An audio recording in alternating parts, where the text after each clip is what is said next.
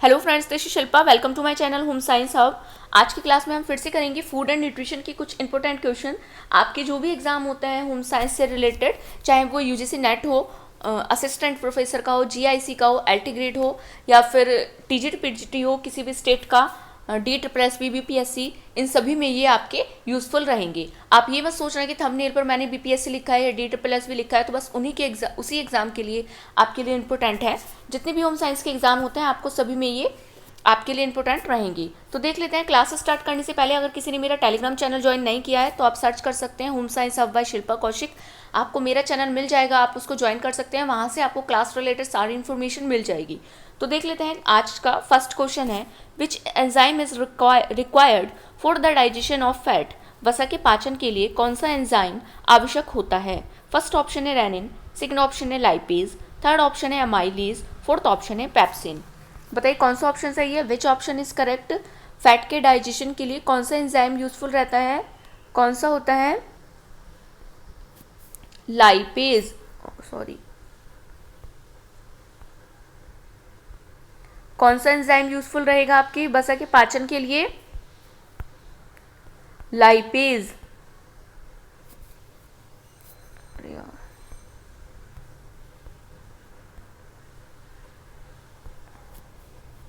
Lipase रहेगा।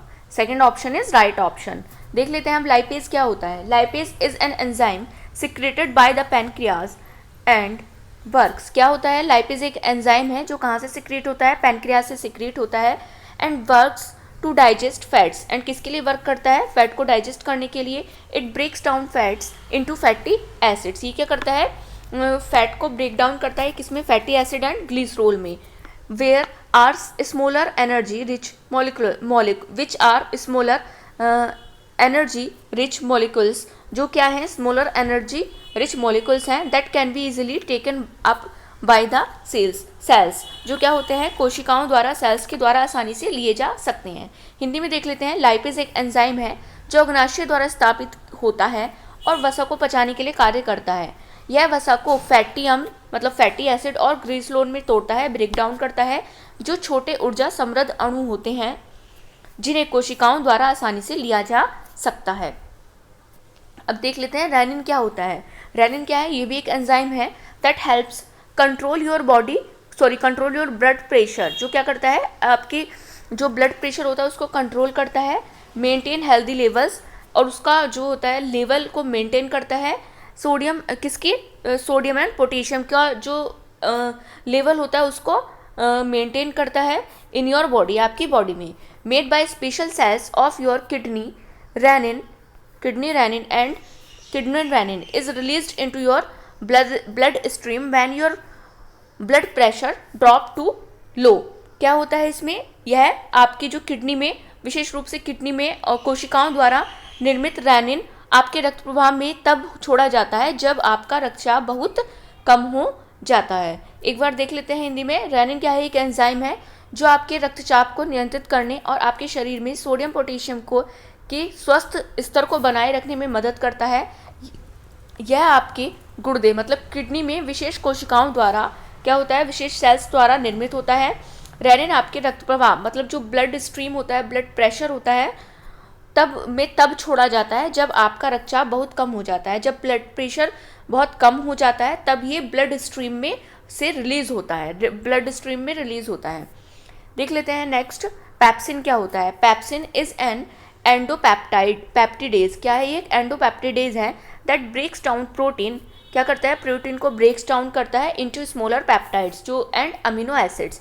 क्या करता है? ये एक पेप्टाइड्स है जो प्रोटीन को किसमें? स्मॉलर पेप्टाइड्स में, छोटे पेप्टाइड्स और अमीनो एसिड में ब्रेक डाउन करता है। It is one of the main digestive enzyme. ये क्या है? एक बड़ा महत्वपूर्ण डाइजेस्टिव एंजाइम है in the digestive system of human के डाइजेस्टिव सिस्टम के लिए एक बहुत महत्वपूर्ण मेन, जो या कह सकते हैं प्रमुख डाइजेस्टिव एंजाइम है। एंड मैनी अदर एनिमल्स के where it helps digest the protein in food. जो क्या काम करता है? प्रोटीन को डाइजेस्ट करने में हेल्प करता है। हिंदी में देख लेते हैं। पेप्सिन एक पेप्टिडेज है जो प्रोटीन को छोटे पेप्टाइड्स और अमीनो एसिड में तोड़ता है। ये मनुष्य और कई अन्य जानवरों के पाचन तंत्र में मुख्य पाचक एंजाइम में से एक है, जहां यह भोजन में प्रोटीन को पचाने में मदद करता है। नेक्स्ट देख लेते हैं। नेक्स्ट क्वेश्चन है MUFA MUFA fats are the best source of. निम्न वसा म्यूफा का सर्वोत्तम साधन है। फर्स्ट ऑप्शन है सनफ्लावर ऑयल, सेकंड ऑप्शन है सोयाबीन ऑयल, थर्ड ऑप्शन है कोकोनट ऑयल, फोर्थ ऑप्शन है ऑलिव ऑयल। हिंदी में देख लेते हैं। पहला ऑप्शन है सूर्यमुखी का तेल, सेकंड ऑप्शन है सोयाबीन का तेल, थर्ड ऑप्शन है नारियल का तेल, फोर्थ ऑप्शन है जैतून का तेल। बताइए कौन सा ऑप्शन सही है, विच ऑप्शन इज करेक्ट। कौन सा ऑप्शन आपका सही है?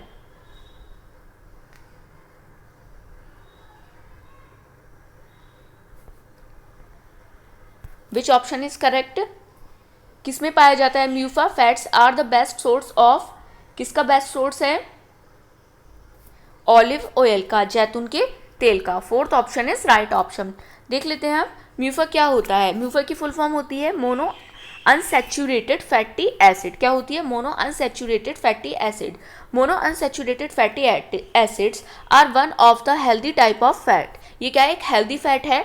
These fat are fat molecules that have one unsaturated carbon bond with them. ये क्या है? ये एक फैट होता है जिसके साथ एक अनसैचुरेटेड कार्बन बॉन्ड होता है। जिसमें healthy oil with MUFAs can be found in a liquid form at room temperature. क्या होते हैं? ये रूम टेम्परेचर में पाए जाते हैं। MUFA can be found in liquid form में रूम टेम्परेचर में पाए जाते हैं and harden at cooler temperature. और जो कूलर टेम्परेचर होता है, ठंडे टेम्परेचर में क्या होते हैं? ठोस हो जाते हैं, हार्ड हो जाते हैं। हिंदी में देख लेते हैं। मोनो अनसैचुरेटेड फैटी एसिड, जिसको MUFA भी बोलते हैं, क्या है?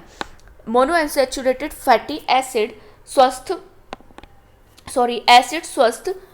फैटी एसिड स्वस्थ प्रकार के वसा में से एक है। ये वसा वसु अणु होते हैं जिनके भीतर एक असंतृप्त कार्बन बॉन्ड होता है।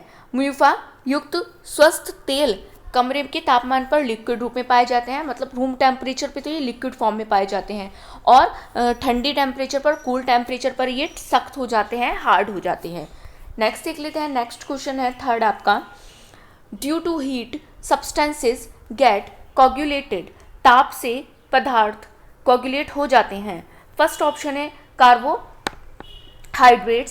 सेकंड ऑप्शन है प्रोटीन्स, थर्ड ऑप्शन है विटामिन्स, फोर्थ ऑप्शन है फैट्स। हिंदी में देख लेते हैं। पहला ऑप्शन है कार्बोज, सेकंड ऑप्शन है प्रोटीन, थर्ड ऑप्शन है विटामिन, फोर्थ ऑप्शन है वसा। बताइए ताप से पदार्थ कोगुलेट हो जाते हैं। कौन से पदार्थ हो जाते हैं? प्रोटीन्स। क्या होते हैं? प्रोटीन्स कोगुलेट हो जाते हैं, और फैट क्या होते हैं? पिघल जाते हैं, मेल्ट हो जाते हैं। अब देख लेते हैं कोगुलेट किसे कहते हैं। Coagulate means to change form form a liquid state to solid और सेमी सॉलिड स्टेट। क्या होता है? लिक्विड स्टेट से जो सॉलिड और सेमी सॉलिड हो जाता है, सेमी सॉलिड स्टेट में आ जाता है, उसको कोगुलेट कहते हैं, कोगुलेशन कहते हैं। Which the particles of a substances join together to form longer clumps and change from the liquid to a solid gel like. क्या होते हैं? सॉलिड हो जाते हैं, जेल लाइक स्टेट में हो जाते हैं। It is called coagulation. Hindi में देख लेते हैं। कोगुलेट का अर्थ है तरल अवस्था से ठोस या अर्ध ठोस अवस्था में बदल जाना।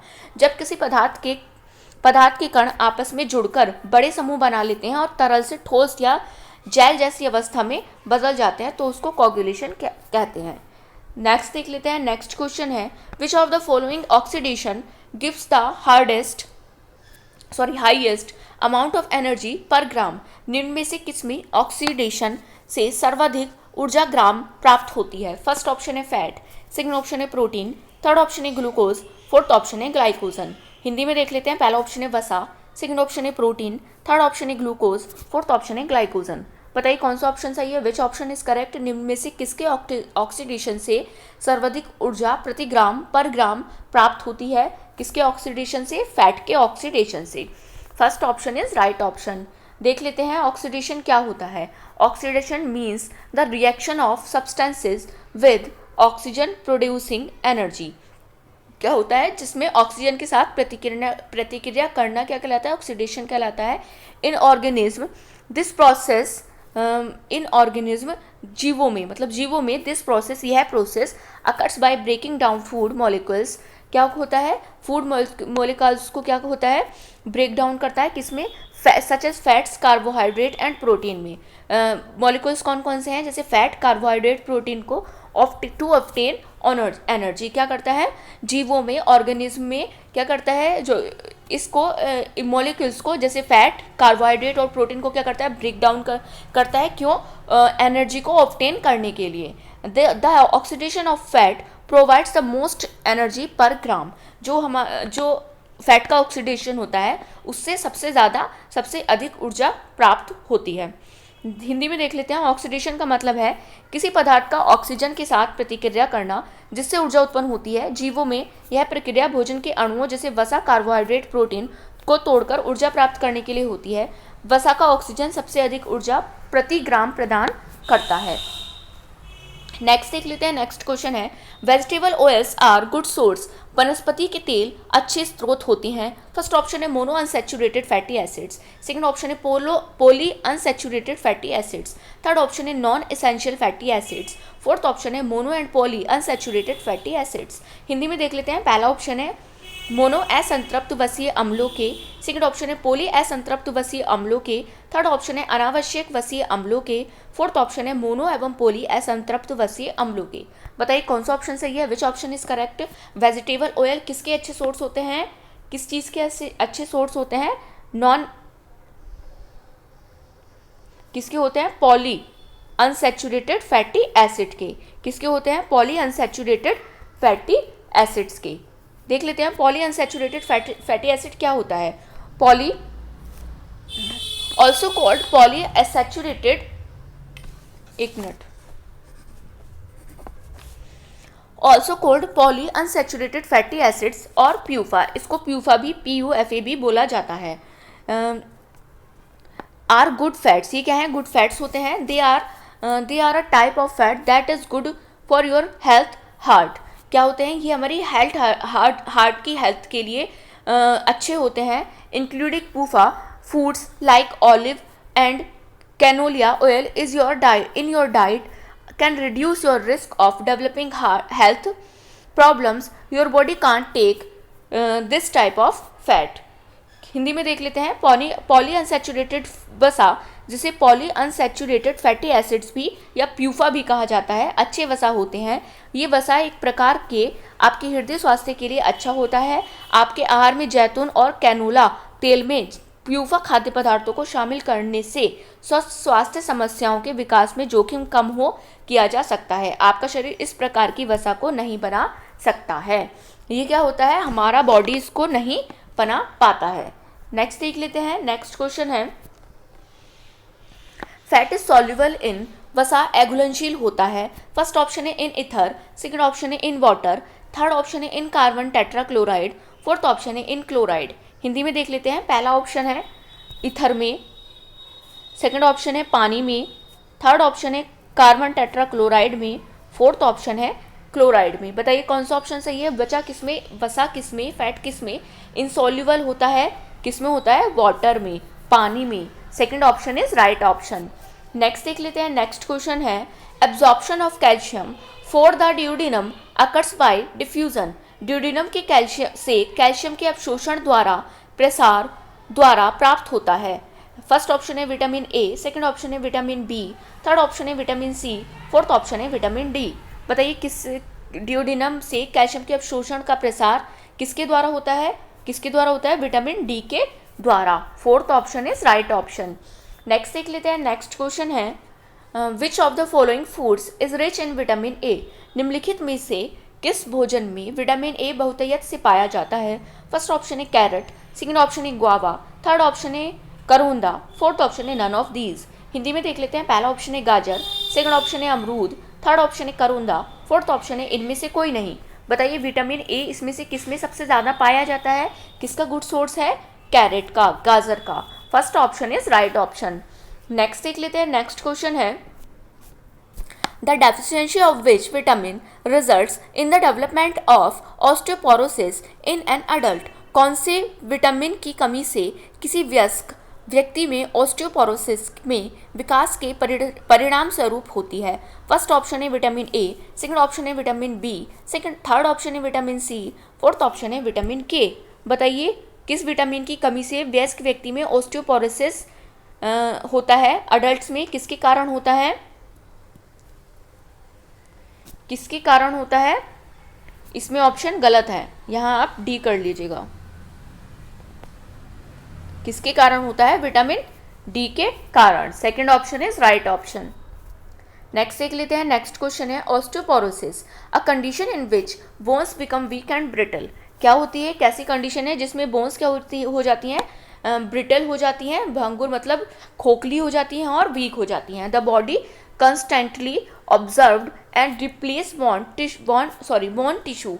क्या होता है? शरीर लगातार हड्डियों के उत्तकों को अवशोषित करता है और उन्हें बदलता है। Which with osteoporosis new born certain doesn't keep up with old bones removal. इसमें क्या होता है? ऑस्टियोपोरोसिस जिसको होता है, नई हड्डियों का निर्माण पुरानी हड्डियों को हटाने के साथ नहीं हो पाता है। हिंदी में देख लेते हैं। ऑस्टियोपोरोसिस एक ऐसी स्थिति है जिसमें हड्डियां कमजोर और भंगुर हो जाती हैं। शरीर लगातार हड्डियों के उत्तकों को अवशोषित एब्जॉर्ब करता है और उन्हें बदलता है। क्या करता है? ऑस्टियोपोरोसिस के साथ नई हड्डियों का निर्माण पुरानी हड्डियों को हटाने के साथ नहीं हो पाता है। नेक्स्ट देख लेते हैं। नेक्स्ट क्वेश्चन है which of the following vitamins works with calcium to develop the bones and teeth in the baby. शिशु के हड्डी और दांतों को विकसित करने के लिए कैल्शियम के साथ निम्नलिखित में से कौन सा विटामिन काम करता है? फर्स्ट ऑप्शन है विटामिन ए, सेकंड ऑप्शन है विटामिन डी, थर्ड ऑप्शन है विटामिन ई, फोर्थ ऑप्शन है विटामिन के। बताइए कौन सा ऑप्शन सही है? Which option is correct? शिशुओं के बच्चों के हड्डी और दांतों को विकसित करने के लिए कैल्शियम के साथ कौन सा विटामिन वर्क करता है? कौन सा? Vitamin D. Second option is right option. Next देख लेते हैं। नेक्स्ट क्वेश्चन है name the disease caused due to deficiency of vitamin A. Vitamin A की कमी के कारण कौन होने वाली बीमारी का नाम बताइए? फर्स्ट ऑप्शन है स्कर्वी, सेकंड ऑप्शन है रिकेट्स, थर्ड ऑप्शन है एनीमिया, फोर्थ ऑप्शन है नाइट ब्लाइंडनेस। बताइए विटामिन ए की कमी से कौन सी बीमारी होती है? एनीमिया। कौन सी बीमारी होती है? नाइट ब्लाइंडनेस, रतौंधी। Fourth option is right option. देख लेते हैं नाइट ब्लाइंडनेस में क्या होता है। Night blindness also known as nyctalopia. क्या कहा जाता है इसको? निक्टेलोपिया भी कहा जाता है। किसको? नाइट ब्लाइंडनेस को। When you have trouble seeing in dim and dark setting. जब किसी व्यक्ति को मंद और अंधेरे में डार्क प्लेसेस पर दिखने में परेशानी होती है तो उसको नाइट ब्लाइंडनेस कहा जाता है। It can happens in your eyes. ये हमारी आइज में होती है। Have trouble quickly adjusting to change in brightness. इसमें क्या होता है? जल्दी से ब्राइटनेस के साथ अगर आप किसी ब्राइट जगह पर आते हैं तो उसमें एडजस्ट करने में प्रॉब्लम होती है। और have issue with detecting light. और लाइट को डिटेक्ट करने में इश्यूज आते हैं, समस्या आती है। हिंदी में देख लेते हैं रतौंधी, जिसे निक्टालोपिया के नाम से भी जाना जाता है, जब इसको मंद या अंधेरे वातावरण में देखने में परेशानी होती है। ऐसा तब हो सकता है जब आपकी आंखों को चमक में होने वाले बदलावों के साथ जल्दी से तालमेल बिठाने में परेशानी होती है। सिंपल लैंग्वेज में समझ सकते हैं। अगर आपके साथ एकदम से कोई ब्राइटनेस आती है, ब्राइट वाली जगह पर आते हैं आप, तो उसके साथ आपको एडजस्ट करने में प्रॉब्लम होती है या प्रकाश का पता लगाने में समस्या उत्पन्न होती है। नेक्स्ट देख लेते हैं which vitamin helps in bound healing. कौन सा विटामिन घाव भरने में सहायक होता है? फर्स्ट ऑप्शन है विटामिन ए, सेकंड ऑप्शन है विटामिन बी, थर्ड ऑप्शन है विटामिन सी, फोर्थ ऑप्शन है विटामिन डी। बताइए इनमें से कौन सा विटामिन बाउंड हीलिंग में घाव भरने में हेल्प करता है? Vitamin C. Third option is right option. Next देख लेते हैं। नेक्स्ट क्वेश्चन है which disease is caused by deficiency of vitamin C. Vitamin C की कमी से कौन सी बीमारी होती है? फर्स्ट ऑप्शन है स्कर्वी, सेकंड ऑप्शन है रिकेट्स, थर्ड ऑप्शन है बेरी, फोर्थ ऑप्शन है नाइट ब्लाइंडनेस। हिंदी में देख लेते हैं। पहला ऑप्शन है स्कर्वी, सेकंड ऑप्शन है रिकेट्स, थर्ड ऑप्शन है बेरी, फोर्थ ऑप्शन है रतौंधी। बताइए कौन सी विटामिन सी की कमी से कौन सी बीमारी होती है? स्कर्वी। क्या होती है? स्कर्वी होती है। First option is right option. Next देख लेते हैं। नेक्स्ट क्वेश्चन है, ये आपको मैंने इसलिए डिटेल में नहीं बताया क्योंकि मैं आपको पहले वाली क्लास में इसको बता चुकी हूँ। स्कर्वी, रिकेट्स, बेरी ये सब बता चुकी हूँ और नाइट ब्लाइंडनेस का मैंने इस क्लास में आपको बता दिया था। नेक्स्ट क्वेश्चन देखते हैं, विच of the following is an anti haemorrhagic vitamin, इनमें से कौन सा रक्त स्त्रावी विरोधी विटामिन है। फर्स्ट ऑप्शन है विटामिन ए, सेकंड ऑप्शन है विटामिन बी1, थर्ड ऑप्शन है विटामिन ई, फोर्थ ऑप्शन है विटामिन के। बताइए कौन सा इनमें से एंटी हेमरेजिक विटामिन है, कौन सा है, विटामिन के। Fourth option is right option. Next देख लेते हैं, नेक्स्ट क्वेश्चन है, which of the following is vitamin B1 and inhibitor of, इनमें से कौन बी1 किसका विरोध, विटामिन बी1 किसका निरोधक है। फर्स्ट ऑप्शन है रिकेट्स, सेकंड ऑप्शन है पैलिग्रा, थर्ड ऑप्शन है बेरी, फोर्थ ऑप्शन है पर्नीशियस एनीमिया। हिंदी में देख लेते हैं, पहला ऑप्शन है रिकेट्स, सेकंड ऑप्शन है पैलिग्रा, थर्ड ऑप्शन है बेरी, फोर्थ ऑप्शन है हानिकारक एनीमिया। बताइए विटामिन बी1 किसके लिए निरोधक है, किस बीमारी के लिए काम करता है, किस बीमारी को रोकने के लिए किसके लिए करता है, बेरी के लिए, किसके लिए करता है, बेरी के लिए करता है। Third option is right option. Next देख लेते हैं, नेक्स्ट क्वेश्चन है, vitamin that adds in the absorption of iron, vitamin जो लोह के अवशोषण में सहायता करता है। फर्स्ट ऑप्शन है विटामिन बी12, सेकंड ऑप्शन है विटामिन सी, थर्ड ऑप्शन है विटामिन बी6, फोर्थ ऑप्शन है विटामिन ई। बताइए कौन सा ऑप्शन सही है, कौन सा विटामिन आयरन के एब्जॉर्प्शन में हेल्प करता है, कौन सा करता है, vitamin C. Second option is right option. Next देख लेते हैं, नेक्स्ट क्वेश्चन है, which form of vitamin D is not found in nature, vitamin D का कौन सा प्रकार प्रकृति में नहीं पाया जाता है।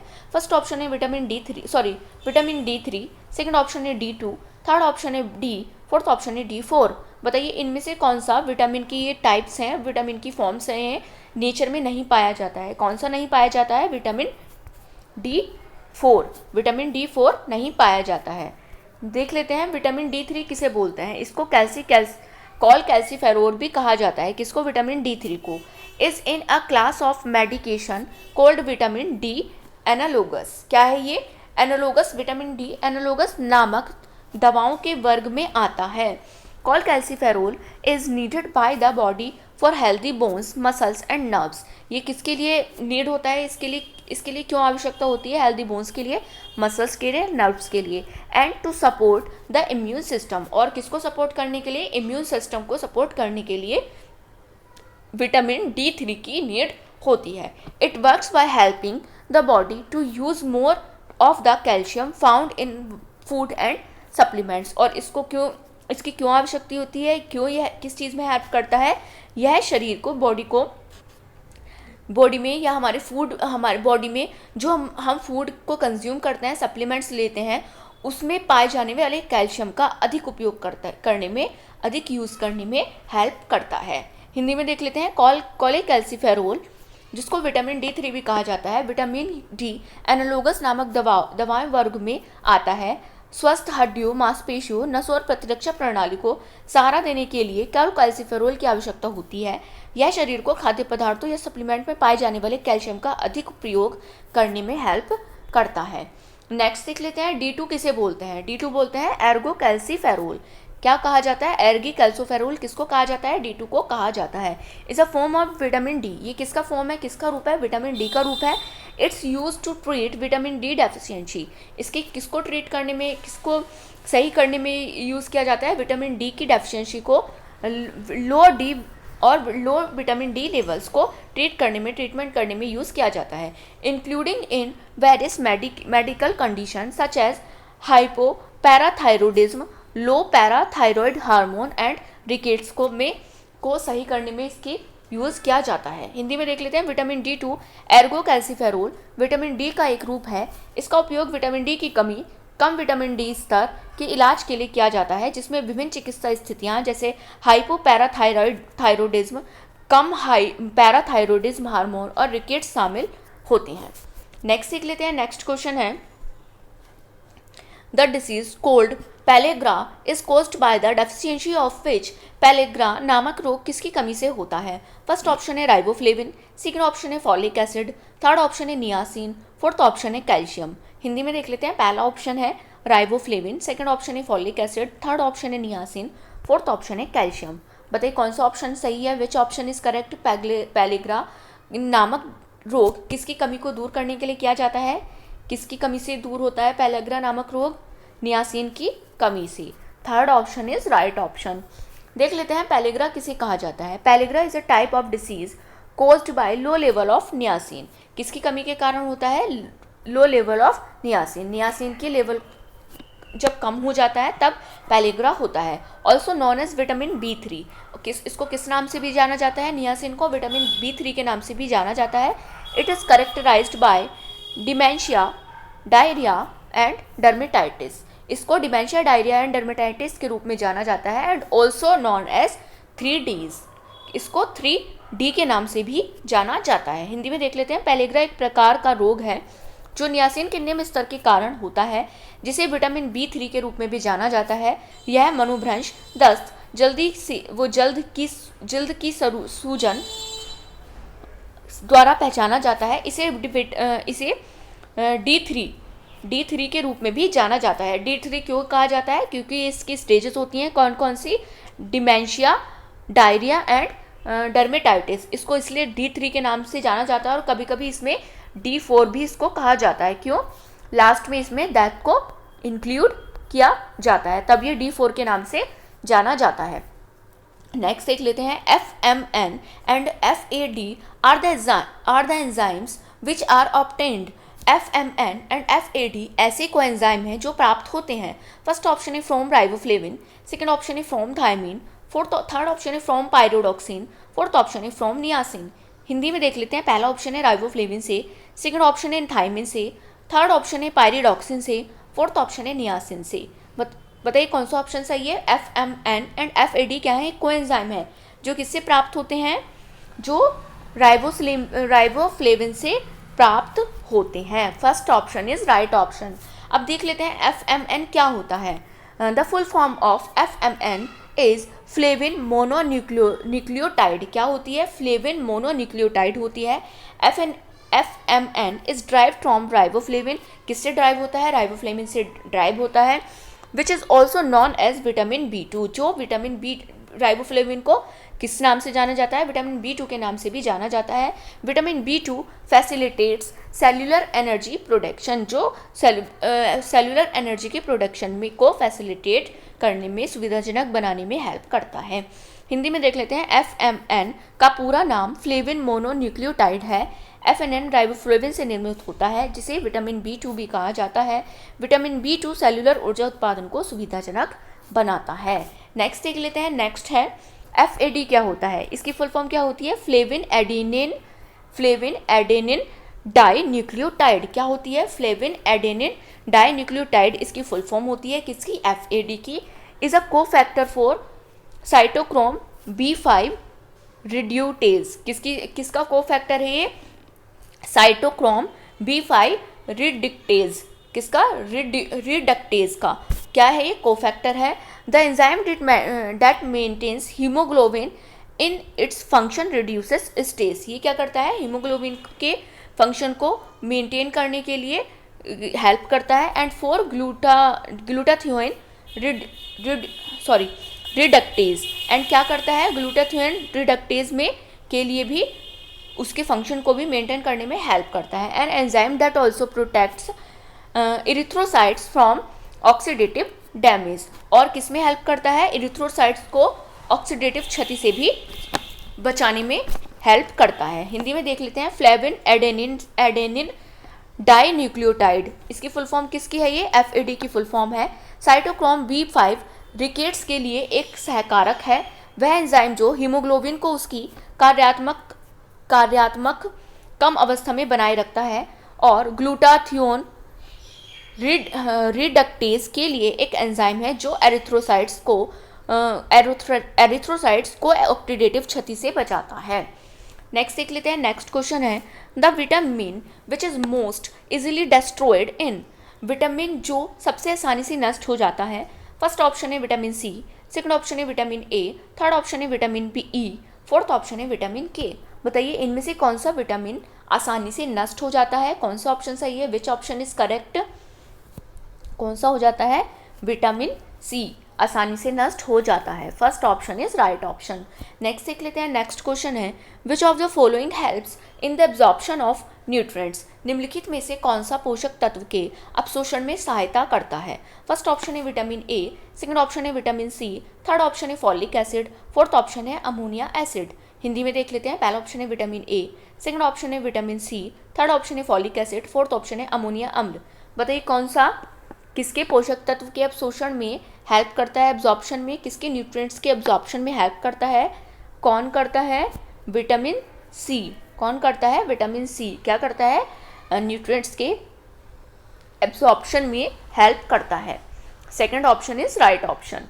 नेक्स्ट देख लेते हैं, नेक्स्ट क्वेश्चन है which of the following is the first symptoms that appears due to deficiency of vitamin A. Vitamin A की कमी से प्रकट होने वाला सबसे पहला लक्षण निम्नलिखित है। निम्नलिखित में से कौन सा है? फर्स्ट ऑप्शन है ज़ैरोप्थेल्मिया, सेकंड ऑप्शन है कैरोटोमलेशिया, थर्ड ऑप्शन है नाइट ब्लाइंडनेस, फोर्थ ऑप्शन है ओस्टियोमलेशिया। हिंदी में देख लेते हैं, पहला ऑप्शन है ज़ैरोप्थेल्मिया, सेकंड ऑप्शन है कैरोटोमलेशिया, थर्ड ऑप्शन है रतौंधी, फोर्थ ऑप्शन है ओस्टियोमलेशिया। बताइए विटामिन ए की कमी से जो सबसे पहला लक्षण होता है वो इनमें से कौन सा है? Night blindness. कौन सा है? रतौंधी है। Third option is right option. Next देख लेते हैं, नेक्स्ट क्वेश्चन है which vitamin is synthesised in the human body. मानव शरीर में किस विटामिन का संश्लेषण होता है? फर्स्ट ऑप्शन है विटामिन ए, सेकंड ऑप्शन है विटामिन बी, थर्ड ऑप्शन है विटामिन सी, फोर्थ ऑप्शन है विटामिन डी। बताइए ह्यूमन बॉडी में किस विटामिन का संश्लेषण होता है, सिंथेसाइज्ड होता है? किसका होता है? कौन से विटामिन का? विटामिन डी का। Fourth option is right option. Next देख लेते हैं, नेक्स्ट क्वेश्चन है who invented the word vitamin. Vitamin शब्द का आविष्कार किसने किया? फर्स्ट ऑप्शन है मैकॉली, सेकंड ऑप्शन है कोलिन, थर्ड ऑप्शन है फंक, फोर्थ ऑप्शन है फिशर। बताइए इनमें से किसने विटामिन शब्द का आविष्कार किया था, इन्वेंट किया था? विटामिन वर्ड को किसने किया था? फंक ने किया था। Third option is right option. ये आपका लास्ट क्वेश्चन था। तो ऐसे ही मेरी क्लास में बने रहिए। अगर आपको मेरी वीडियोस अच्छी लगती हैं, आपको लगता है मेरी वीडियोस आपके लिए यूज़फुल एंड इन्फॉर्मेटिव है, तो प्लीज़ वीडियो को लाइक एंड शेयर कीजिए एंड कमेंट सेक्शन में अपने रिव्यूज़ ज़रूर दीजिए आपको क्लास कैसी लगी। एंड डिस्क्रिप्शन बॉक्स में मैंने अपने टेलीग्राम चैनल का लिंक दिया हुआ है, आप उसको भी ज्वाइन कर सकते हैं। वहाँ से आपको मेरी क्लास की सारी इन्फॉर्मेशन मिल जाएगी। And don't forget to subscribe my channel. मेरे चैनल को सब्सक्राइब करना ना भूलें एंड बेल आइकन को जरूर प्रेस कीजिए जिससे आपको मेरी वीडियोज़ की नोटिफिकेशन मिल सके। Thank you, thanks for watching.